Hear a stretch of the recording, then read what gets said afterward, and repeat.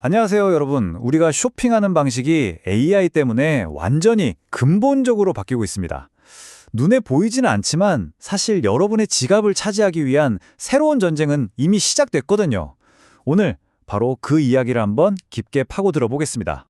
온라인으로 뭐 하나 사려고 하면 진짜 끝도 없는 상품 페이지 넘기면서 뭘 사야 잘 샀다고 소문이 날까 고민하느라 지친 경험 다들 한 번쯤은 있으시죠? 그런데 만약에요, 인공지능이 내 마음을 딱 알아서 내게 꼭 맞는 물건을 대신 찾아준다면 어떨 것 같으세요? 바로 그게 이제 그냥 상상이 아니라 현실이 되고 있습니다. 자, 그럼 첫 번째 이야기부터 시작해 볼까요? 인공지능, 이 AI가 어떻게 우리 한 사람 한 사람을 위한 똑똑한 개인 쇼핑 비서가 되어가고 있는지부터 한번 살펴보겠습니다. 한번 생각해 보세요. 예전에는 우리가 그냥 최고의 러닝화 이렇게 간단하게 검색했잖아요. 근데 요즘엔 달라요. 15만 원 넘지 않고 방수들 되면서 도시에서 마라톤 뛸 때 신을 편한 러닝화 좀 찾아줘. 이렇게 거의 친구한테 말하듯이 아주 구체적으로 물어본단 말이죠. 여기서 진짜 중요한 포인트가 뭐냐면요.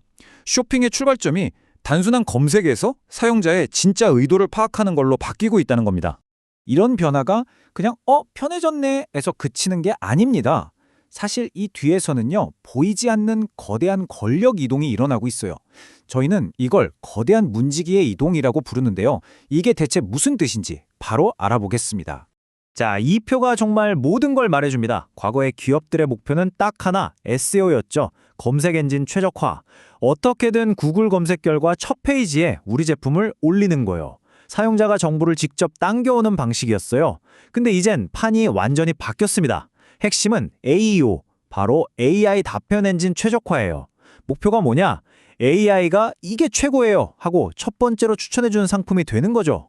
AI가 소비자에게 정보를 밀어주는 방식으로 게임의 룰이 바뀐 겁니다. 이렇게 새로운 쇼핑의 흐름을 뭐라고 부르냐면요. 바로 에이전티 커머스라고 합니다. 말 그대로 AI 에이전트, 그러니까 인공지능 대리인이 사용자와 대화를 나누면서 상품을 비교하고 추천해주고 심지어는 구매 버튼까지 대신 눌러주는 거죠. 이제 우리가 여러 사이트를 막 돌아다닐 필요가 없어지는 거예요. 그래서 진짜 핵심은 이겁니다. 이제 AI가 우리 소비자와 수많은 상품들 사이를 가로막는 첫 번째 문지기, 즉 게이트키퍼가 된 거예요. 이 AI의 선택을 받지 못하면 소비자는 그런 상품이 세상에 있는 줄도 모르게 될 수 있다는 거죠. 이건 브랜드 입장에선 정말 생존이 걸린 문제입니다. 그렇다면 이 보이지 않는 AI 전쟁에서 이기는 게 얼마나 중요할까요? 말보다 숫자로 보여드리는 게 빠를 것 같네요. 이미 결과는 정말 놀라운 숫자들로 나타나고 있거든요. 자, 보세요. 유사웹 데이터인데요. 지난 1년간 AI 추천을 통해 패션 사이트로 들어온 트래픽을 보니까 자라가 무려 15%, 그리고 H&M이 8%를 차지했어요. 이게 무슨 뜻이겠어요? 이미 발빠른 대형 브랜드들은 이 새로운 황금 트래픽을 선점하기 시작했다는 거죠. 와, 이 숫자 좀 보세요. 2700%. 이게 대체 무슨 숫자일까요? 바로 SSG.com 이야기입니다. 작년 4분기예요. 그 전에 같은 기간이랑 비교했을 때 생성형 AI를 통해서 들어온 방문자 수가 무려 2700%나 증가했다는 겁니다.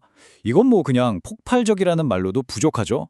그럼 이 시장, 돈이 얼마나 들까요? 작년 미국 블랙 프라이데이 기간에요. AI를 통해서만 팔린 상품 금액이 무려 142억 달러.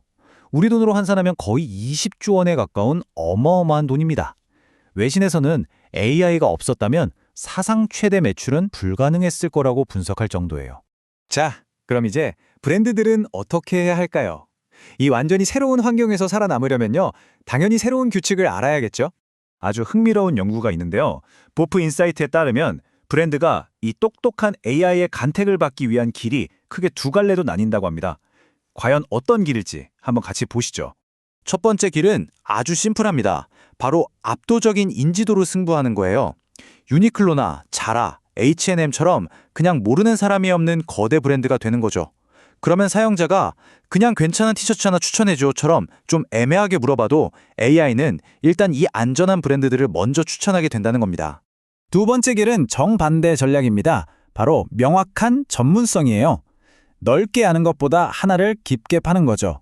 예를 들어 스킴스라는 브랜드는 편안한 보정 속옷이라는 아주 특정한 분야에만 집중했어요. 그 결과 이 분야에서만큼은 누구도 따라올 수 없는 전문가가 된 거죠.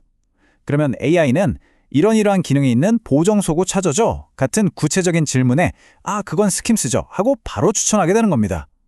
대중성이냐, 전문성이냐, 정말 흥미로운 선택의 기로에 놓인 거죠. 그럼 앞으로 우리들의 장바구니는 어떻게 될까요? 이 시장의 주도권을 잡기 위해서 거대한 플랫폼 기업들의 전쟁은 이미 아주 치열하게 벌어지고 있습니다. 지금 상황을 보면 정말 재밌습니다. 세계 1위 이커머스, 아마존은 우리 데이터는 절대 못 줘 하면서 챗 GPT 같은 외부 AI가 자기네 상품 정보를 긁어가지 못하게 빗장을 걸어 잠그고 있고요. 반면에 네이버는 우리가 직접 만들면 되지 하면서 자체 AI 쇼핑 에이전트를 개발해서 맞불을 놓고 있죠. 부킹닷컴이나 진로 같은 곳들은 아예 챗 GPT 안으로 입점해서 한 식구가 되는 방식을 택했고요. 정말 흥미진진하지 않나요? 한 광고업계 관계자가 한 이 말이 지금 상황을 정말 정확하게 꿰뚫고 있는 것 같아요. AI에게 얼마나 노출되느냐에 따라서 지금의 거대 브랜드가 한순간에 쇠퇴할 수도 있고 아무도 몰랐던 작은 브랜드가 갑자기 떠오를 수도 있다. 이건 단순히 기술의 변화가 아니라요. 산업의 판도 자체를 뒤흔들 수 있는 엄청난 기회이자 동시에 위기라는 뜻입니다. 자, 오늘 이야기는 여기까지입니다. 마지막으로 여러분께 질문 하나를 던지면서 마무리할까 합니다.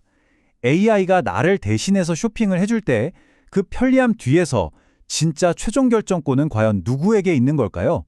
AI일까요? 브랜드일까요? 아니면 우리 자신일까요? 한 번쯤 생각해 보시면 좋겠습니다.